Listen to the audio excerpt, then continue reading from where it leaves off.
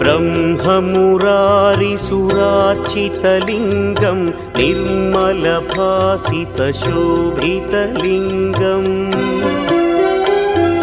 जन्मजदुःखविनाशकलिङ्गं तत्प्रणमामि सदा शिवलिङ्गम्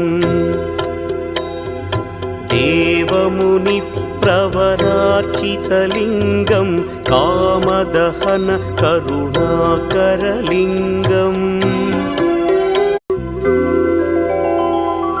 ब्रह्ममुरारिसुरार्चितलिङ्गं निर्मलभासितशोभितलिङ्गम्